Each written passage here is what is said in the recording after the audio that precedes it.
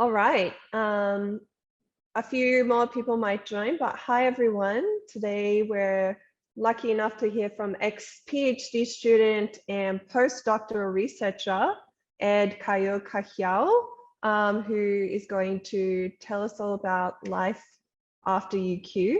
So take it away, Ed. Great, thank you very much, Brooke, for the introduction, and thank you very much to Kate for organizing. So I'm just going to start sharing my screen.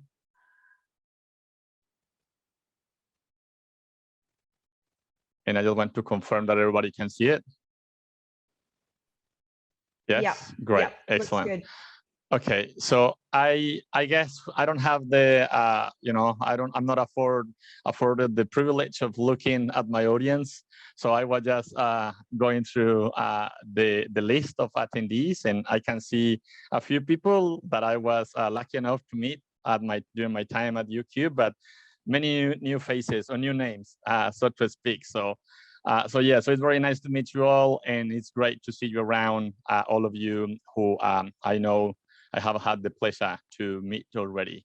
So I completed my PhD with Professor Richard Fuller and Salit Kar and Tiffany Morrison from JCU, looking at international governance for conserving migratory shorebirds. But then I've been increasingly interested in expanding the work that I do on considering environmental governance at the international level to encompass issues beyond migratory shorebirds in particular, to include other topics, more generally biodiversity conservation, more broadly speaking, but also the intersection with other issue areas with high prominence and high relevance to society.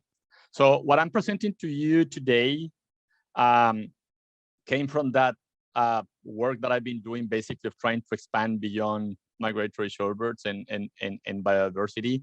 And this is a very large collaboration with a few people that are actually affiliated with CBCS and with UQ. So, and some of them former members or affiliated with CBCS. So Duan Biggs, for instance, is one of them, but also importantly, Tiffany Morrison, who used to be at so-called GPEM back in the days, and of course, Professor Richard Fuller and Pedro Fidelman and James Watson. So this is a large collaboration. Most of the team is mostly divided between Australia and primarily UQ, and then York University in Toronto primarily. They have a very big research center on global health governance, and that's the people that I've been collaborating with, and with the Wildlife Conservation Society. So this presentation really is on behalf of all the collaborators. So I guess we are now over 2 years in, I guess, since the pandemic, if I'm not mistaken, and we started looking into the future, and I guess there has been already lots and lots of literature coming out, lots of opinion pieces, lots of empirical analysis telling us what happened, and more importantly, what we can do moving forward to avoid this from happening again. And I guess the biodiversity conservation community, unsurprisingly, of course, has jumped on the bandwagon, trying to see whether this could create any traction to advance the agenda of biodiversity conservation, in particular in relation to the threats derived from the international wildlife trade and the wildlife trade more generally, which is not only international, what makes it relevant in the case of pandemics. But what is less clear then, as we are having this conversation into the future, and considering what we think the future should look like for us to avoid other pandemic events, is the macro structure from a governance perspective. Of course, everybody's talking about that we need to better regulate the wildlife trade, just to name one of the many drivers of pandemics or zoonotic spillovers in the first place. But more importantly is, well, now that we are talking about all those very specific actions, such as better better managing and better regulating the wildlife trade, it's also very important that we consider what are the macro structures from a governance perspective where we can fit those particular actions moving forward. So the Global Health Security Index was something that was implemented back in 2020. There was a large collaboration primarily between the Economist and Johns Hopkins Hospital. And this basically assessed capabilities of countries to basically to deal with pandemic events, basically. And that, of course, includes prevention, but also the capacity to respond to pandemics and to mitigate the effects of pandemic events. And there are like 6 different indicators that were used for the assessment of 195 countries. But what is very interesting, and of course, I pulled out some sub categories or some sub indicators here for the purpose of illustrating the case. And when it comes to prevention, of course, not everything has to deal with this particular sub indicator, but when it comes to zoonosis prevention, and this is an index that goes from 0 to 100, being 100 the maximum, which means that countries are fully prepared for either preventing pandemics or addressing pandemics or mitigating the negative effects of pandemics on human populations. And what is very interesting is that when we look at the overall or the average across the board of all those 6 indicators that I haven't included here all, so we have that is around close to 40 in the case of the overall value. Now, when it comes to actual zoonosis prevention, the actual prevention of zoonotic spillover events in the first place, that goes down to below 30. And this index is really, this score is lower than all the, well, some of the other indicators that we see here, such as detection and response. What this is telling us basically is that most of the attention that we have been given so far in terms of governance to preventing pandemics is not really preventing pandemics per se, it's containing pathogens from becoming pandemics, but it's not preventing the actual spillover of pathogens from wildlife or animals to humans. It's really just containing the outbreaks when they already happen. And that's exactly what happened in Wuhan. So there was an outbreak, and then the whole politicization of China's role in the pandemic was about how early they did it and how transparent the process was. And you argue in a city, I think is over or around the 10 million people mark, the population of Wuhan, highly connected with high-speed rail to very large urban centers, such as Shanghai, Beijing, Guangzhou, with flights to many cities around the world, including Brisbane, you wonder really how much containment there could possibly be in the case of that outbreak. I leave that unanswered. So there are some reasons for us to start to believe that this strategy is simply not feasible moving forward into the future with the current conditions of the world, simply because now we live in very high densities in very large cities all around the world, which means that in the case of an outbreak, transmission is going to happen really, really rapidly. In addition to that, some of those urban centers actually have or are part of nodes or are nodes within very complex networks of wildlife supply chains, for that matter, all around the world. And this is just an analysis, an empirical analysis that was published, I think was like last year, I believe, about the various networks for various groups of animals. This is just for illustration purposes of the complexity of the networks between supply and demand across various regions of the world. And of course, cities are embedded within that. So when you add to these complex networks, the fact that some of those nodes actually have places where humans live in very large numbers at very high densities. And on top of that, those places are connected with increasingly fast transportation, then that means basically that the possibilities of containment are becoming really, really, really difficult.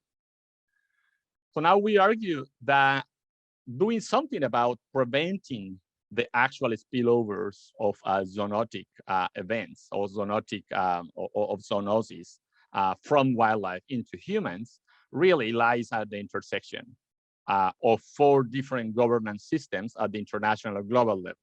So health governance, trade governance, food governance, and biodiversity governance. So now let's look one by one the main components of each of those governance systems. So when we're considering the global health governance system, we are talking primarily about WHO and the World Organization for Animal Health, which in that particular case, the World Organization for Animal Health is primarily concerned, of course, with animal health, not with human health, but of course has a very large intersection with actual public health from a human perspective. Then from a food governance perspective, of course, the main body or the main international or intergovernmental organization, of course, is FAO, the Food and Agriculture Organization of the United Nations. Then for trade at the international level, again, in this case would be WTO, the World Trade Organization. And last, from a biodiversity conservation governance perspective, the 3 main bodies at the global level are the Convention on Biological Diversity, the CITES Convention that regulates trade, of course, of endangered species, and the Convention on Migratory Species that include species such as, for instance, fruit bats in Africa that have been responsible for outbreaks of Ebola. But now, what is the problem with this approach that we have been developing since around World War II that has been incredibly siloed, basically? We are compartmentalizing problems, and we are not looking necessarily at feedback loops between those different sectors and different problems that we are trying to solve. So just to give an example of some of those silo symptoms in that system of governance, if we are to consider those 4 bubbles that should really be only one when it comes to pandemic governance or pandemic prevention, then we have, this is an empirical analysis by a researcher, a political scientist from Laval University in Montreal. And basically what they found, looking at the intersection of international agreements concerned with health and international agreements concerned with the environment, when it breaks down to biodiversity conservation, there's none. There's not a single international agreement that straddle both issues. So they either are concerned with biodiversity or are concerned, strictly speaking, with health. Now, to give another example of some of those silos, is that biodiversity conservation prescriptions are not accounting for the causes of pandemics.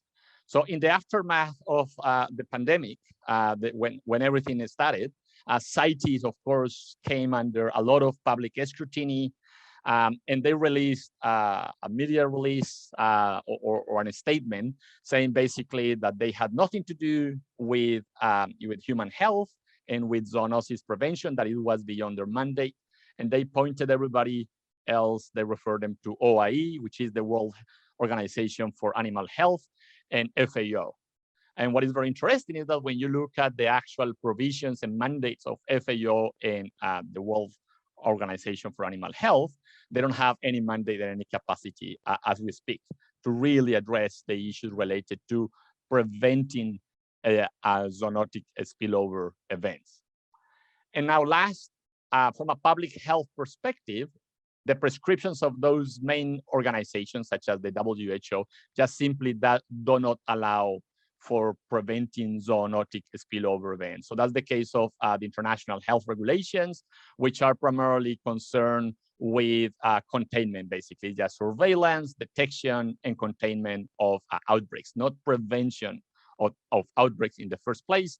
And just to show one last issue related to those silos between those different governance systems, we have a lack of cross-sectoral coordination. For instance, the WHO, the World Health Organization, has not signed any memorandum of understanding, which is a common practice for these organizations, hasn't signed any memorandum of understanding with the CITES Convention for that matter. So interestingly, we are at a watershed moment in international governance when it comes to pandemic governance and pandemic prevention more specifically. So 61 countries signaled support last year, starting early last year, 61 countries supported the idea of a pandemic treaty. So this is just a heat map that shows the various countries and what they have supported. But just to make a very long story short, all the countries that are in this pink color, basically the very light color, basically are countries that have not signaled any support before December last year. They had not signaled any support, and all the other countries that are either blue, red, or yellow have signaled support through being signatories to various public statements under various governance forum to actually promote the idea of moving towards developing and negotiating a pandemic treaty. So there was basically finally the culmination of that process, which happened at the World Health Assembly special session last year in December. And basically what this shows is just the timeline of events that led to that process. We started in April 2020. Chile was the first country to actually come up with the idea explicitly about the need to develop a pandemic governance, a pandemic treaty.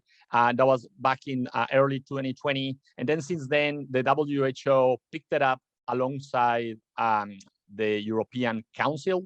And that has allowed basically to be taken as an idea to many other fora, including the G20 and the G7, and eventually being decided in late 2021 last year to actually set up and establish a so-called intergovernmental negotiating body for developing and negotiating a pandemic treaty. So this is actually now work in progress. So that body has now started in all the countries that were, of course, all the members, I think it's the 195 that are members to the World Health Organization, agreed on moving in that direction. And since then now, it is supposed to have 8 meetings in total between now and May 2024, when the final document will be considered for adoption of all the parties.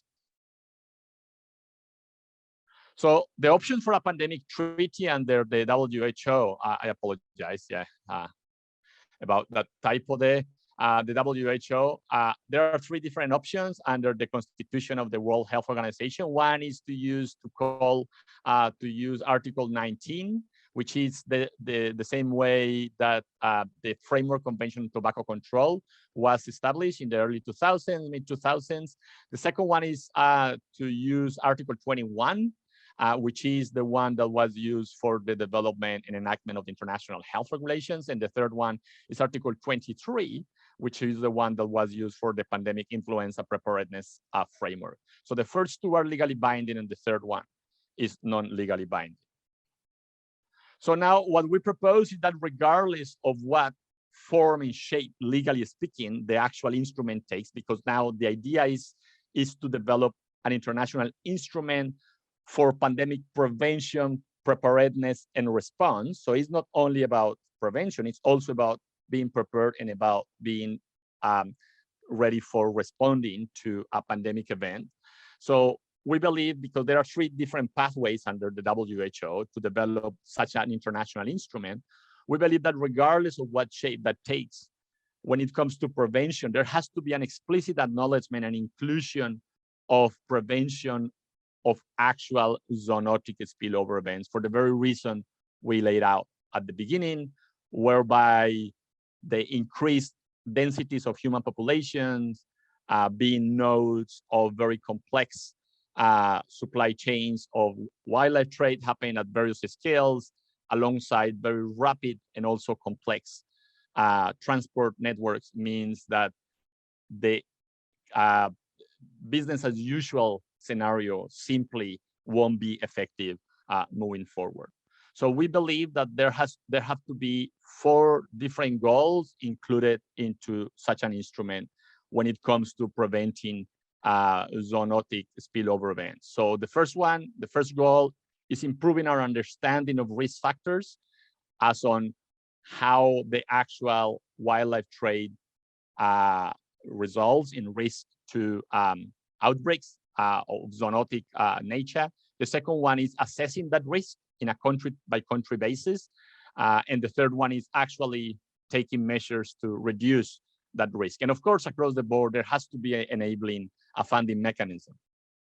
So when it comes to risk mitigation strategies, what is very interesting is that even though we know that the wildlife trade is a driver of pandemics and zoonotic spillover events, we don't really understand the mechanisms whereby that takes place. So we know that there is a correlation, and we know most likely that in many cases, yes, that is happening, but we don't really understand the mechanisms that could help us be better informed, better prepared to devise effective and well-balanced interventions that account not only for reducing the zoonotic spillover risk, but also being able not to be overly prescriptive that could result in issues such as driving wildlife trade underground, or actually just basically undermining human rights in terms of food sovereignty in many places around the world where people rely on wild meat. So we cannot really go and use simply blanket bans. We need to really tailor the solution. And that's why the first step would be, as a part of the operationalization of that first goal of improving our understanding of risk, there should be a need to establish something similar to what has been created in the case of climate change governance, biodiversity conservation governance, a science policy platform, along the same lines of the Intergovernmental Panel for Climate Change, or IPBS. So that science policy platform should be tasked with improving knowledge on specific zoonotic risks emerging from the wildlife trade, developing a framework for risk evaluation and monitoring, and appraise the effectiveness of interventions for risk reduction. The second one is actually evaluate the risk. So once we understand the risk, something that we don't really understand very well right now as it relates to the wildlife trade. Once we have developed that understanding, or we have started making progress, then we can actually start developing and implementing that framework to evaluate the condition and the condition in terms of risk associated with wildlife trade in the case of all the countries that hopefully become members to that particular international instrument for pandemic prevention, preparedness, and response.